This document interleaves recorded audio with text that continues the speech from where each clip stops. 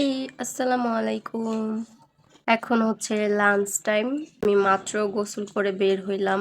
গোসলের পর খুবই ফ্রেশ লাগে। আর আমি কালকে গোসল করিনি, আজকে তাই করে ফেললাম। সাথে আমার বারান্দাটাও দেখিয়ে দিচ্ছি। রোদ উঠেছে কি সুন্দর বারান্দাতে। এই রোদটা আমার কাছে ভালোই লাগে। এখন আমি একটু লোশন মাখিয়ে নিব।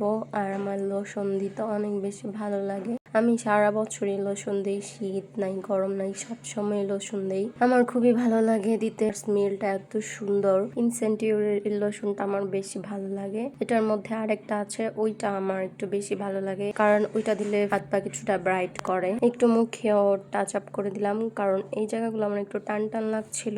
তো এখন হচ্ছে লাঞ্চ করব।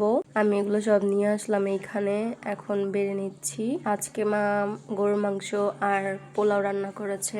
আমার পোলাও এত একটা বেশি পছন্দ না, আগে অনেক পছন্দ করতাম, আর এখন বেশি খেলে আমার মাতাল মাতাল লাগে, খুব বেশি একটা খেতে পারি না। আজকে অনেক ক্ষুধা লেগেছে, সকাল থেকে এখনো কিছু খাইনি, তাই মজা করে খাচ্ছি। আজকে রান্নাটা অন্যদিনের চেয়ে একটু বেশি ভালো হয়েছে, আর পোলাওতে এত বেশি তেলও দেওয়া হয়নি আজকে, ভালোই লাগছে খেতে। এই তো মজা করে খাচ্ছিলাম, একটা গল্প করছিলাম।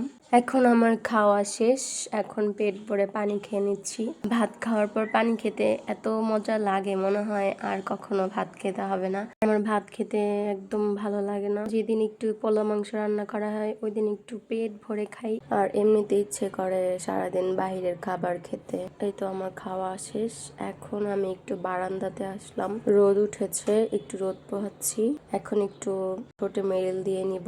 মেরিল দিয়ে দিয়েও আমার অভ্যাস হয়ে গিয়েছে, এখন মেরিল না দিলেও ভালো লাগে না। এতদিন ভ্যাসলিন দিতাম, এখন আবার মেরিলটা দিচ্ছি। আপনারা কোন মেরিলটা ইউজ করেন অবশ্যই আমাকে কমেন্ট করে জানাবেন। আজকের মতো এতটুকুই। সবাই আমার চ্যানেলটা সাবস্ক্রাইব করে দিবেন। টাটা।